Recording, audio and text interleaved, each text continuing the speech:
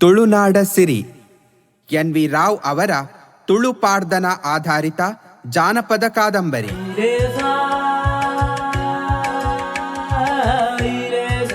ನಮಸ್ಕಾರ. ತುಳುನಾಡ ಸಿರಿ ಕಾದಂಬರಿಯ ಓದುವಿಕೆಗೆ ಕಿವಿಯಾನಿಸುತ್ತಿರುವ ಶ್ರೋತೃಗಳಿಗೆ ಆದರದ ಸ್ವಾಗತ.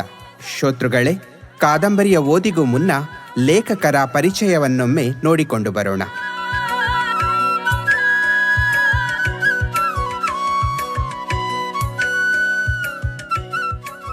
ಈ ಪರಿಚಯವನ್ನು ತುಳುನಾಡ ಸಿರಿ ಕಾದಂಬರಿಯ 2ನೇ ಮುದ್ರಣದ ಸಂದರ್ಭದಲ್ಲಿ ಡಾಕ್ಟರ್ ಬಿ ಜನಾರ್ದನ ಭಟ್ ಬೆಳ್ಮನ್ ಇವರ ಮುನ್ನುಡಿಯ ಬರಹದಿಂದ ಆರಿಸಲಾಗಿದೆ. ನಂದಳಿಕೆಯ ಮಹತ್ವದ ಸಾಧಕರಲ್ಲಿ ಸಾಹಿತಿ ಎನ್.ವಿ. ರಾವ್ ಕೂಡ ಒಬ್ಬರು. ಅವರ ಪೂರ್ಣ ಹೆಸರು ಡಾಕ್ಟರ್ ನಂದಳಿಕೆ ಮೂಡುಮನೆ ವಾಸುದೇವರಾವ್. ಅವರ ತಂದೆ ವೆಂಕಟ್ರಾಯರು, ತಾಯಿ ನಾಗವೇಣಿ. ಎನ್.ವಿ. ರಾಯರು ವೃತ್ತಿಯಲ್ಲಿ ವೈದ್ಯರಾಗಿದ್ದರು, ಪ್ರವೃತ್ತಿಯಲ್ಲಿ ಸಾಹಿತಿಗಳಾಗಿದ್ದರು. Nandalike Udupi Christian high school, Bengaluru Saint Joseph ಕಾಲೇಜಿನಲ್ಲಿ ವಿದ್ಯಾಭ್ಯಾಸವನ್ನು ಪಡೆದು ಸ್ವಲ್ಪ ಕಾಲ ಹೈಸ್ಕೂಲ್ ಶಿಕ್ಷಕರಾಗಿ 1942ರಿಂದ 1973ರವರೆಗೆ ಕೇಂದ್ರ ಸರ್ಕಾರದ ಡಿಫೆನ್ಸ್ ಅಕೌಂಟ್ಸ್ ವಿಭಾಗದಲ್ಲಿ ಉದ್ಯೋಗಸ್ಥರಾಗಿದ್ದರು. ಖಾಸಗಿಯಾಗಿ ಹೋಮಿಯೋಪತಿ ವೈದ್ಯಶಾಸ್ತ್ರವನ್ನು ಅಭ್ಯಾಸ ಮಾಡಿ ಪದವಿ ಪಡೆದು ವೈದ್ಯರಾಗಿಯೂ ಸೇವೆ ಸಲ್ಲಿಸಿದರು. ಅವರು ರಚಿಸಿದ ಕೃತಿಗಳು ಬದುಕಿನ ಚಿತ್ರಗಳು ಕಥಾ ಸಂಕಲನ, ನಗೆ ಬರಹಗಳಾದ ವಕ್ರದೃಷ್ಟಿ, ನಗೆ ದೀವಿಗೆ, ಹೊಸ ಹುಚ್ಚು ಹಾಗೂ ನಗೆನಾಡು, ತುಳುನಾಡ ಸಿರಿ ಕಾದಂಬರಿ, ಹೂಮಾಲೆ, ಮುದ್ದಣ್ಣನ 17 ಹಾಡುಗಳ ಸಹಿತ ಸಂಪ್ರದಾಯದ ಹಾಡುಗಳ ಸಂಕಲನ ಮತ್ತು ನಂದಳಿಕೆ ಬಾಲಚಂದ್ರರಾಯರ ಜತೆಗೆ ಬರೆದ ಕ್ಷೇತ್ರ ಪರಿಚಯ ನಂದಳಿಕೆ ಶ್ರೀ ಮಹಾಲಿಂಗೇಶ್ವರ. ಎನ್.ವಿ. ರಾಯರ ಪತ್ನಿ ರಮಾದೇವಿ ಹಾಗೂ ಮಕ್ಕಳು ಯು.ವಿ. ರಾಮ್ ಪ್ರಸಾದ್ ಮತ್ತು ಯು.ವಿ. ಕಿಶನ್ ಪ್ರಸಾದ್. ಈ ಕಾದಂಬರಿ ಪುರಾತನ ಶ್ರೇಷ್ಠ ಜೀವನ ಮೌಲ್ಯಗಳನ್ನು ಎತ್ತಿ ತೋರಿಸುವ ತುಳುಪಾಡ್ದನ ಆಧಾರಿತ ವಿಚಾರ ಪ್ರಚೋದಕ ಸರಸರಮ್ಯ ಜಾನಪದ ಕಾದಂಬರಿ ಎಂದು 1984ರ ಮೊದಲನೆಯ ಮುದ್ರಣದ ಬೆನ್ನುಡಿಯಲ್ಲಿ ಹೇಳಲಾಗಿದೆ. ಸಿರಿಯ ಕಥಾನಕವನ್ನು ಐತಿಹಾಸಿಕವಾಗಿ ದೃಢೀಕರಿಸುವ ಪ್ರಯತ್ನಗಳು ನಡೆದಿಲ್ಲ. ಐತಿಹ್ಯದ ಹಂತದಲ್ಲೇ ಇರುವ ಸಿರಿ ಕಥಾನಕ ಮೌಖಿಕ ಪರಂಪರೆಯ ಮಹಾಕಾವ್ಯಕ್ಕೆ ವಸ್ತುವೂ ಆಗಿದೆ. ಆದರೆ ಇದನ್ನು ಜಾನಪದ ಕಥೆ ಎಂದು ಹೇಳಬಹುದೇ ಎನ್ನುವುದು ಚರ್ಚಾರ್ಹ ವಿಚಾರ. ಸಿರಿ ಕಥಾನಕದಲ್ಲಿ ಹೂ ಮಾರುವ ಕ್ರೈಸ್ತ ಹೆಂಗಸರು ಬರುತ್ತಾರೆ. ಈ ಕಾದಂಬರಿಯಲ್ಲಿ ಬೋಳದ ಕ್ಷತ್ರಿಯರು ಕೋವಿ ಹಿಡಿದುಕೊಂಡಿರುತ್ತಾರೆ. ಇವು ಸಿರಿಯ ಕಾಲವನ್ನು 400-500 ವರ್ಷಗಳ ಹಿಂದಿನ ಸಂಗತಿ ಇರಬಹುದು ಎಂದು ಊಹಿಸುವಂತೆ ಮಾಡುತ್ತದೆ. ಇನ್ನು ಕಾದಂಬರಿಯನ್ನು ಆಡಿಯೋ ರೂಪದಲ್ಲಿ ಪ್ರಸ್ತುತಪಡಿಸಲು ಅನುಮತಿಸಿದ ಮಂತ್ರಿಮನೆ ನಿವೃತ್ತ ಮುಖ್ಯ ಶಿಕ್ಷಕರಾದ ಎನ್. ಸುಧಾಕರ್ ರಾವ್ ಹಾಗೂ ಲೇಖಕರ ಕುಟುಂಬಸ್ಥರೆಲ್ಲರಿಗೂ ಕೃತಜ್ಞತೆಗಳು.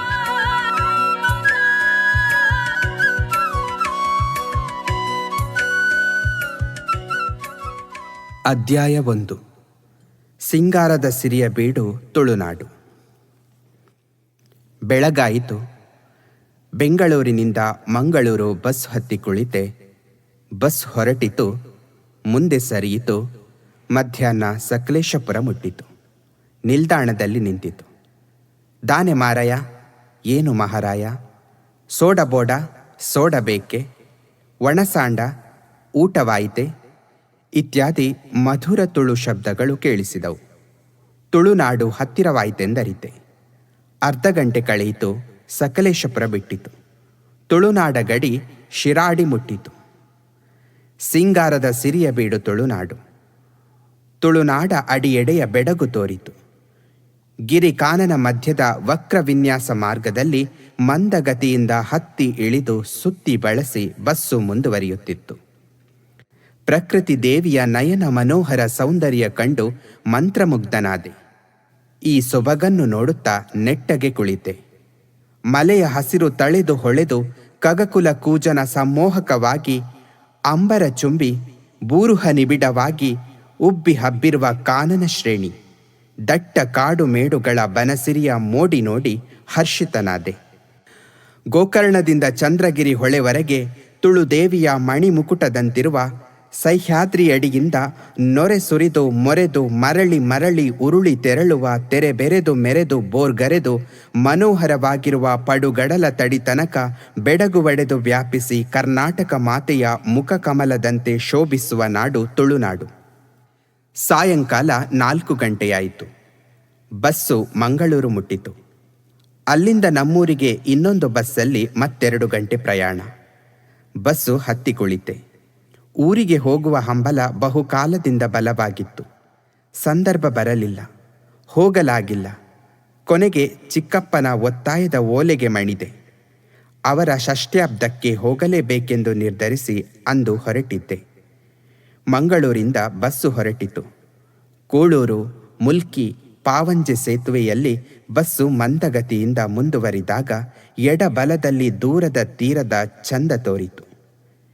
ಹಿಡಿದ ಹಸಿರು ಗರಿ ಗೋಡೆಗಳಡಿಯಲ್ಲಿ ಕಂಗೊಳಿಪ ತೆಂಗಿನಕಾಯಿ ಗೊಂಚಲು ಹೊತ್ತು ಎತ್ತರಕ್ಕೆ ಬೆಳೆದು ತೀರದ ದೂರ ದೂರಕ್ಕೆ ಸಾಲು ಸಾಲಾಗಿ ಮರ್ಮರ ಹಾಡು ಹಾಡಿ ನಿಂತಿರುವ ತೆಂಗುಗಳ ಕಣ್ಮಣ ಸೆಳೆವ ಅಂದ ಕಂಡಾನಂದ ಹೊಂದಿದೆ. ಬಸ್ಸು ನಮ್ಮೂರು ಮುಟ್ಟಿತು. ಅಲ್ಲಿಂದ ನಮ್ಮ ಮನೆ ದಾರಿ ಹಿಡಿದು ನಡೆದೆ. ಹಸುರುಡೆಯ ಹೊದ್ದು ಸೊಬಗುವ ಹೊಲಗದ್ದೆಗಳ ಹುಣಿಯಲ್ಲಿ ಹೋಗುತ್ತಿದ್ದೆ. ನಡುವೆ ಎಡಬಲದಲ್ಲಿ ನೆಲ ಹೊಲಕ್ಕೆ ತರುಕುಲಕ್ಕೆ ಜಲವೀವ ನೀರ್ದುಂಬಿ ಬೆಳೆದು ಮಿಂಚರಿಯಂತೆ ಹೊಳೆದು ಕಲಕಲನೆ ಉಲಿದು ನೆಗೆದು ನಲಿದು ಇಳಿದೋಡಿ ಹರಿವ ಕಿರು ತೊರೆಗಳ ಕಂಡೆ. ಆ ಗಾಡಿಗೀಡಿಲ್ಲವೆಂದುಕೊಂಡೆ. ಮನೆಯ ಮುಂದಿನ ಮಜಲ ಅಗಲ ಹುಣಿಯಲ್ಲಿ ನಡೆದೆ. ಎದೆ ಕುಣಿಯಿತು. ಮನೆಯಂಗಳ ಹತ್ತಿತೆ. ಸುಬ್ಬರಾಯ ಚಿಕ್ಕಪ್ಪ ಬರದಿಂದ ಚಾವಡಿಯಿಂದಿಳಿದು ಎದುರುಗೊಂಡರು. ಓಹೋ ಹೋ ರವಿ! ದಿನದ ರವಿ ಮುಳುಗುತ್ತಿರುವಾಗ ಅಪರೂಪದ ರವಿ ಉದಯವಾದ. ಬಾಬಾ ಎಂದು ಆಹ್ಲಾದದಿಂದ ಸ್ವಾಗತಿಸಿದರು. ರಾತ್ರಿ ಪೂಜಾ ಕಾಲಕ್ಕೆ ಸರಿಯಾಗಿ ದೇವಸ್ಥಾನಕ್ಕೆ ಹೋದೆವು. ಪೂಜಾ ನಂತರ ಮನೆಗೆ ಮರಳಿದೆವು. ಊಟ ಮುಗಿಸಿದೆವು. ಚಾವಡಿಯಲ್ಲಿ ಕುಳಿತೆವು. ದೇವರ ಬಲಭಾಗದಲ್ಲಿ 2 ಮೂರ್ತಿಗಳಿವೆಯಲ್ಲ, ಅವು ಏನು? ರಾಯರನ್ನು ಕೇಳಿದೆ. ಅಬ್ಬಗದಾರಗರ ಮೂರ್ತಿಗಳು. ನಾನೀ ಹೆಸರನ್ನು ಕೇಳಿಲ್ಲ, ಮೂರ್ತಿಗಳನ್ನು ಬೇರೆಲ್ಲೂ ನೋಡಿಲ್ಲ. ನಂದಳಿಕೆ ದೇವಸ್ಥಾನದಲ್ಲಿ ಮಾತ್ರ ಈ ಮೂರ್ತಿಗಳನ್ನು ಆರಾಧಿಸುವುದು. ಅಬ್ಬಗದಾರಗರೆಂದರೆ ಸಪ್ತ ಮಾತೃಕೆಯರಲ್ಲಿಬ್ಬರು. ಇಲ್ಲಿ ಆರಾಧಿಸಲೇನು ಕಾರಣ? ರಾಯರು ನಶ್ಯದ ಬುರುಡೆಯನ್ನು ತಟ್ಟಿದರು. ಬಲಗೈಯಲ್ಲಿ ಹಿಡಿದು ಎಡ ಅಂಗೈಗೆ ನಶ್ಯ ಸುರಿದರು. ಒಂದು ಚಿಟಿಕೆ ಹೆಬ್ಬೆಟ್ಟು ತೋರ್ಬೆಟ್ಟುಗಳ ತುದಿಯಲ್ಲೊತ್ತಿ ಎತ್ತಿ ಮೂಗಿಗೇರಿಸಿದರು. ಅದಕ್ಕೊಂದು ಕತೆ ಇದೆ, ಹೇಳುತ್ತೇನೆ. ನಾಳೆ ಮಧ್ಯಾಹ್ನ ಉರ್ಕಿದೊಟ್ಟಿಗೆ ಹೋಗುವ. ಅಲ್ಲೊಂದು ಗುಡಿ ಇದೆ, ಅದನ್ನು ನೋಡುವ ಎಂದರು. ಮರುದಿನ ಮಧ್ಯಾಹ್ನ ಉರ್ಕಿದೊಟ್ಟು ಗುಡಿಗೆ ಹೋದೆವು. ಪೂಜೆ ನೋಡಿದೆವು. ಇದು ಅಬ್ಬಗದಾರಗರ ಗುಡಿ. ಇಲ್ಲಿಯೂ ಅವರಿಗೆ ಪೂಜೆ ನಡೆಯುತ್ತದೆ. ಅವರು ಸಿರಿಯ ಮೊಮ್ಮಕ್ಕಳು. ಸಿರಿಯ ಹೆಸರನ್ನು ಬೇರೆಲ್ಲೂ ನಾನು ಕೇಳಿಲ್ಲ. ತುಳುನಾಡ ಸಿರಿ ಎಂದು ನಮ್ಮ ತುಳುನಾಡಲ್ಲೆಲ್ಲ ಪ್ರತೀತಿ ಇದೆ. ಇಲ್ಲಿ ಗುಡಿ ಕಟ್ಟಿಸಿ ಅವರನ್ನು ಪೂಜಿಸಲು ಕಾರಣವೇನು? ಹೇಳುತ್ತೇನೆ ತಾಳು. ಹೇಳಿ ಹೇಳಿ. ಮನೆ ಸಮೀಪಿಸಿತು. ತಾಳು, ಊಟವಾಗಲಿ. ಮಧ್ಯಾಹ್ನ ಭೋಜನ ನಂತರ ಚಾವಡಿಯಲ್ಲಿ ಕುಳಿತೆವು. ಈಗ ಹೇಳಿ ಎಂದೆ. ರಾಯರು ನಾಸಿಕಾಗ್ರಕ್ಕೆ ನಶ್ಯ ಏರಿಸಿದರು. ಹೇಳಿದರು. ಸತ್ಯಲೋಕದ ಬ್ರಹ್ಮನ ಸಭೆಯಲ್ಲಿ ಸಪ್ತಮಾತೃಕೆಯರು ಮತ್ತರಾಗಿ ನಾಟ್ಯವಾಡಿದರು. ಬ್ರಹ್ಮ ಕುಪಿತನಾದ. ನೀವು ಭೂಮಿಯಲ್ಲಿ ಮರ್ತ್ಯರಾಗಿ ಜನಿಸಿ ಎಂದು ಮುನಿಸಿನಿಂದ ನುಡಿದ. ಮಾತೃಕೆಯರು ಭಕ್ತಿಯಿಂದ ಕ್ಷಮೆ ಬೇಡಿದರು. ಭೂಮಿಯಲ್ಲಿ ಜನಿಸಿ ಮಹಿಮೆ ತೋರಿ ಮೆರೆದು ದೇಹ ತೊರೆದು ಸತ್ಯದೈವಗಳಾಗಿ ಭಕ್ತರ ಸಲಹಿರಿ ಎಂದು ವರವಿತ್ತು ಕಳುಹಿದ. ಹಾಗೆ ಭೂಲೋಕದಲ್ಲಿ ಜನಿಸಿ ಮೆರೆದವರು ಸಿರಿ ಅಬ್ಬಗದಾರಗರು. ಅವರು ಎಲ್ಲಿ ಜನಿಸಿದ್ದು? ಸತ್ಯದೈವಗಳಾದುದು ಹೇಗೆ? ಇತರ ಮಾತೃಕೆಯರು ಯಾರು? ದಾರು, ಸಾಮು, ಸೊನ್ನೆ, ಕಿಂಡಿ ಎಂದು ಇತರ ಮಾತೃಕೆಯರು. ಅವರದು 3 ತಲೆಮಾರಿನ ದೊಡ್ಡ ಕತೆ. ಅದರಲ್ಲಿ ಸಿರಿಯದು ಪ್ರಮುಖ ಪಾತ್ರ. ಇತರರು ಪೋಷಕರು. ನೀನು ತುಳುಪಾಡ್ದನ ಕೇಳಿದ್ದೀಯಾ? ಇಲ್ಲ. ಊರು ಬಿಟ್ಟರು ದೇಶ ಮರೆತಿಲ್ಲವಲ್ಲ. ತುಳು ಭಾಷೆಯಲ್ಲಿ ಸಿರಿಯಕ್ಕೆ ಪಾಡ್ದನ ಎಂಬ ತುಳು ಜಾನಪದ ಗೀತೆ ಇದೆ. ಅದರಿಂದ ಈ ಕಥೆಯೆಲ್ಲ ತಿಳಿಯುತ್ತದೆ. ಊರ ಸಂಬಂಧ, ಭಾಷಾ ಸಂಬಂಧ, ಬಂಧು ಸಂಬಂಧ ಎಂದಾದರೂ ಮರೆಯುವುದಿದೆಯೇ ಹೇಳಿ? ಆ ಪಾರ್ದನ ಹೇಳಿ. ನಾನು ಪಾರ್ದನ ಹೇಳಲರಿಯೆ, ಹೇಳಿಸಬಲ್ಲೆ. ನಿನಗಷ್ಟು ಕುತೂಹಲವಿದ್ದರೆ ನನ್ನ ಸ್ನೇಹಿತ ಬಾಬು ಇದ್ದಾರೆ, ಅವರು ಹೇಳುತ್ತಾರೆ. ಅವರಿಗೆ ಹೇಳಿ ಕಳಿಸುವ. ಕೂಡಲೇ ಹೇಳಿ ಕಳಿಸಿ, ನಾಳೆಯೇ ಬರುವಂತೆ ಹೇಳಿ. ಬದುಕಿನಲ್ಲಿ ದೈವ ಕೈವಾಡವಿದೆ ಎಂದು ನೀನು ನಂಬುವಿಯಾ? ಹುಟ್ಟು ಸಾವೇ ದೈವ ಕೈವಾಡವಲ್ಲವೇ? ನಮ್ಮ ಬದುಕಲ್ಲೂ ಸ್ವಲ್ಪ ಮಟ್ಟಿಗೆ ಅದು ಇದೆ ಎಂದು ನಂಬಲೇಬೇಕು. ಸ್ವಲ್ಪ ಮಟ್ಟಿಗೇನು, ಸಂಪೂರ್ಣ ಇದೆ ಎಂದು ನಂಬು. ಅವನಿಚ್ಛೆ ಇಲ್ಲದೆ ತೃಣವೂ ಚಲಿಸಲಾರದು ಎಂದು ತಿಳಿ. ಎಲ್ಲ ದೈವ ಕೈವಾಡವೆಂದು ನಂಬಿ ನಡೆದರೆ ನಾವು ನಿಷ್ಕ್ರಿಯರಾಗುವ ಸಂಭವ ಹೆಚ್ಚು.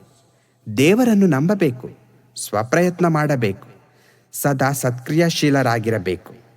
ಅದು ಸದ್ಬದುಕು. ಅದು ಸರಿ. ಸಪ್ತಮಂ ದೈವಚಿತ್ತನಂ ಎಂಬ ಸೂಕ್ತಿ ಅದನ್ನೇ ಸೂಚಿಸುತ್ತದೆ. ಕೆಲವೊಮ್ಮೆ ದೈವ ಕೈವಾಡದಿಂದ ಅಸಾಮಾನ್ಯ ಘಟನೆಗಳು ಬದುಕಿನಲ್ಲಿ ನಡೆಯುತ್ತವೆ ಎಂಬ ನಂಬಿಕೆ ಇದ್ದರೆ ಸಾಕು. ಸ್ಥಳ ಪುರಾಣದಲ್ಲಿ ನಿನಗೆ ಕುತೂಹಲವಿದೆಯೇ? ಕತೆ ಕೇಳಬೇಕೆಂಬ ಆಸಕ್ತಿ ಇದೆಯೇ? ಇದೆ. ಅದಕ್ಕಾಗಿಯೇ ಬಾಬುವನ್ನು ಬರಹೇಳಿ ಪಾರ್ದನ ಹೇಳಿಸಿ ಎಂದದ್ದು. ಅದಕ್ಕೆ ಇನ್ನೊಂದು ಕಾರಣವೂ ಇದೆ. ಅದೇನು? ಕತೆಯನ್ನು ಕನ್ನಡಿಸಬೇಕೆಂಬ ಬಯಕೆ. ಬಯಕೆ ಸರಿಯಾದುದು, ಹಿರಿದಾದುದು. ಕನ್ನಡಕ್ಕೊಂದು ತುಳು ಕಾಣಿಕೆ ಇರಲಿ. ತುಳು ಸಾಹಿತ್ಯ ದೇವಿಯ ಸೊಬಗ ಈ ಭಾಗವನ್ನು ಭಾವಬಣ್ಣನೆಯ ಆಭರಣ ತೊಡಿಸಿ ಮೂಲ ಕತೆಗೆ ಭಂಗ ಬಾರದಂತೆ ಅಲ್ಲಲ್ಲಿ ಸ್ವಲ್ಪ ಮಾರ್ಪಡಿಸಿ ಕನ್ನಡ ನುಡಿಗನ್ನಡಿಯಲ್ಲಿ ತೋರಲೆತ್ನಿಸುತ್ತೇನೆ. ತುಳುವರು ಪೊರ್ಲಾಂಡ್ ಎಂದು ಹೆಮ್ಮೆ ಪಡಲಿ. ತುಳು ತಿಳಿಯದ ಕನ್ನಡಿಗರು ಚೆಲುವಾಯಿತು ಎಂದು ಮೆಚ್ಚಲಿ. ನೋಡು ನೋಡೆಂದರೂ ನೋಡದವರು ಕನ್ನಡ ಕನ್ನಡವೆಂದು ಬರಿದೇ ಕೂಗಾಡಿ ಕುಣಿಯಲಿ. ಆಗಲಿ, ದೇವರ ಕೃಪೆಯಿಂದ ನಿನ್ನ ಬಯಕೆ ಪೂರೈಕೆಯಾಗಲಿ. ಇದೇ ನನ್ನ ಹಾರೈಕೆ. ಆದರೆ ಪಾರ್ದನ ಬೇಗ ಮುಗಿಯದು. ಎಷ್ಟು ದಿನಗಳಾಗಬಹುದು? 15 ದಿನಗಳಾದರೂ ಬೇಕಾದೀತು. ಯಕ್ಷಗಾನದಲ್ಲಿ ಈ ಕಥಾಭಾಗವನ್ನು ಒಂದೇ ರಾತ್ರಿ ಆಡಿ ತೋರಿಸುತ್ತಾರೆಂದು ಕೇಳಿದ್ದೇನೆ. ನಿಜವೇ? ಅದು ನಿಜ. ಯಕ್ಷಗಾನದಲ್ಲಿ ತಡೆಯಿಲ್ಲದೆ ಕತೆ ಮುನ್ನಡೆಯುತ್ತದೆ. ಪಾತ್ರಧಾರಿಗಳು ಆಡಿ ತೋರಿಸುತ್ತಾರೆ, ಪ್ರೇಕ್ಷಕರು ನೋಡುತ್ತಾರೆ, ಆಲಿಸುತ್ತಾರೆ. ಅಷ್ಟೇ. ಪಾರ್ದನ ಹಾಡುವ ರೀತಿ ಬೇರೆ. ಹೇಳುವವನಿಗೂ ಕೇಳುವ ನಮಗೂ ಮಧ್ಯೆ ಮಧ್ಯೆ ವಿಶ್ರಾಂತಿ ಬೇಕು. ಊಟ ಉಪಹಾರಗಳಿಗೆ ವಿರಾಮ ಬೇಕು. ನಿನಗರ್ಥವಾಗುವಂತೆ ನಿಧಾನವಾಗಿ ಹೇಳಬೇಕು. ಸಂದೇಹ ಬಂದಾಗ ನಾನು ನಿವಾರಿಸಬೇಕು. ಮೂಲ ತುಳು ನಿರೂಪಣೆಯಿಂದ ಕನ್ನಡಿಸಲು ನಿನಗೆ ಸಮಯ ಬೇಕು. ನೀನು 15 ದಿವಸವಿರಬಹುದಲ್ಲ? ಇರಬಹುದೇನು? ಇರಬೇಕಲ್ಲ. ಷಷ್ಠಾಬ್ದಕ್ಕೆ ಅಷ್ಟು ದಿನಗಳಿವೆ. ಅಷ್ಟರೊಳಗೆ ಮುಗಿದರಾಯಿತು. ಓಹೋ, ಹೌದು, ಮರೆತೆ. ಅದಕ್ಕೆ ಅನ್ನೋದು 60ರ ಮೇಲೆ ಅರುಳು ಮರುಳು ಎಂದು.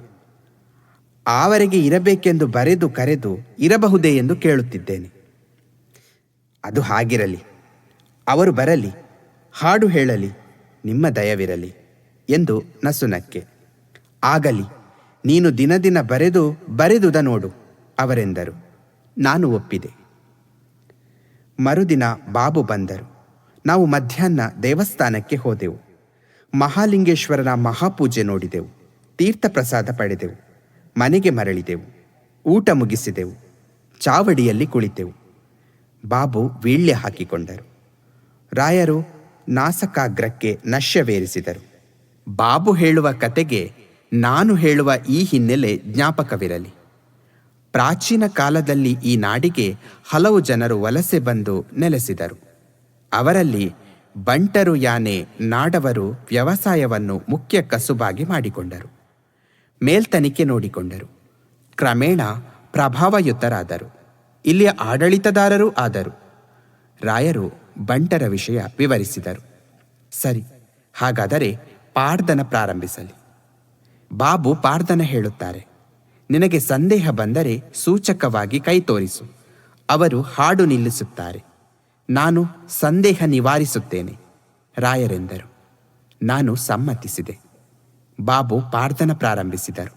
ನಾನು ಕಿವಿಗೊಟ್ಟು ಕೇಳಿ ಕನ್ನಡಿಸಲಾರಂಭಿಸಿದೆ.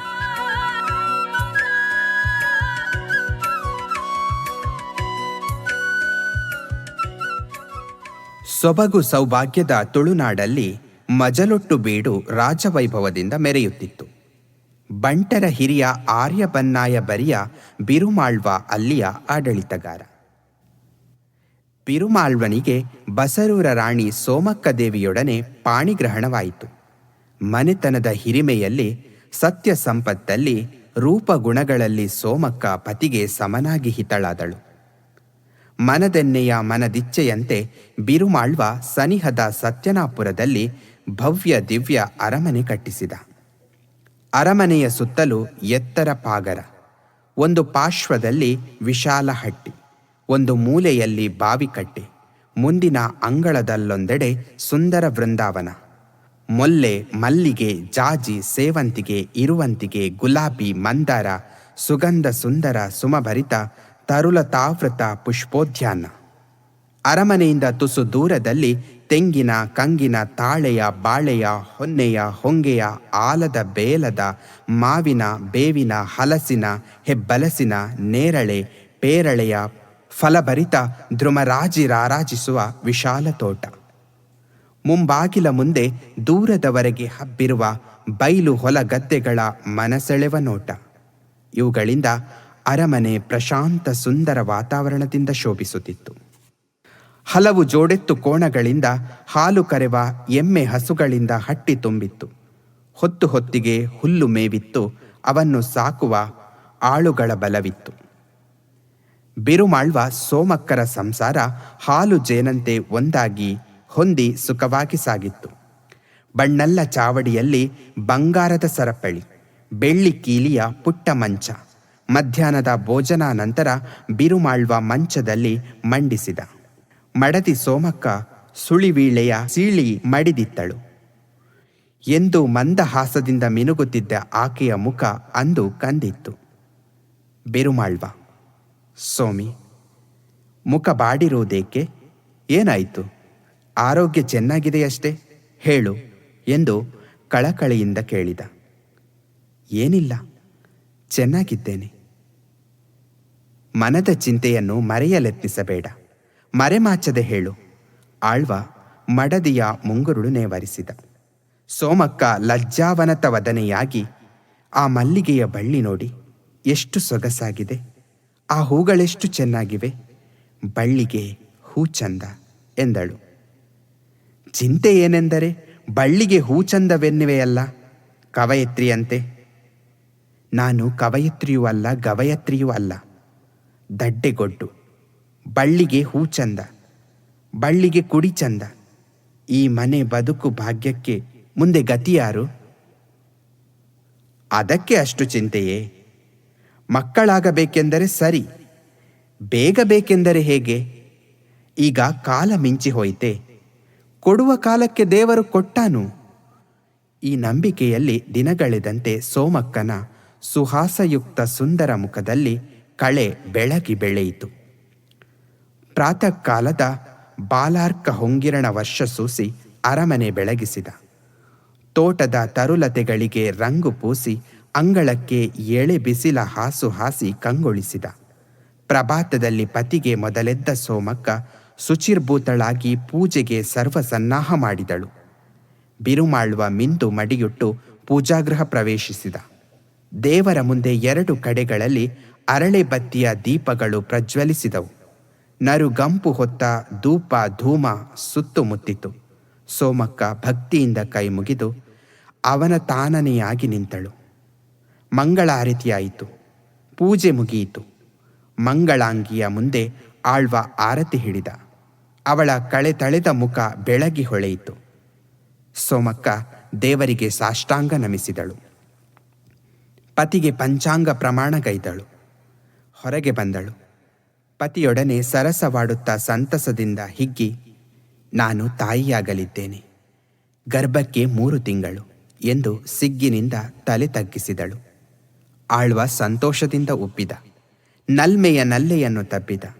ದಿನಗಳೆದಂತೆ ಬಸಿರು ಬೆಳೆದಂತೆ ಬಸುರಿಯ ಬಯಕೆ ಮೊದಲಾಯಿತು. ಅಚ್ಚರಸಿಯ ಸೂಚ್ಯ ಇಚ್ಛೆಯನ್ನು ಕೂಡ ಆಳ್ವ ತಪ್ಪದೆ ಪೂರೈಸಿದ.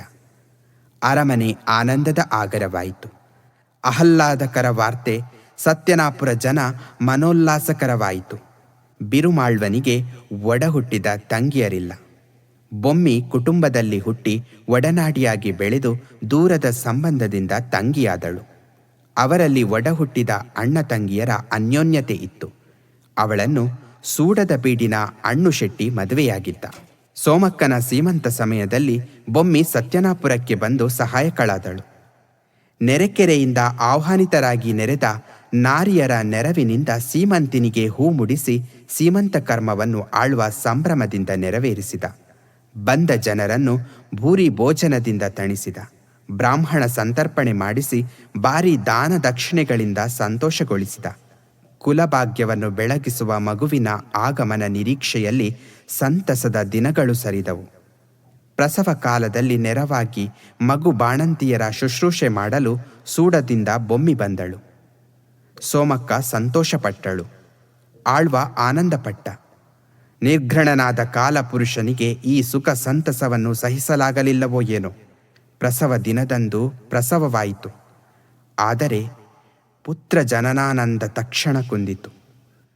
ಜನಿಸಿದ ಕ್ಷಣದಲ್ಲಿ ಮಗು ಮೃತವಾಯಿತು. ಮಾತೆಯ ಮರಣ ಕಾರಣವಾಯಿತು.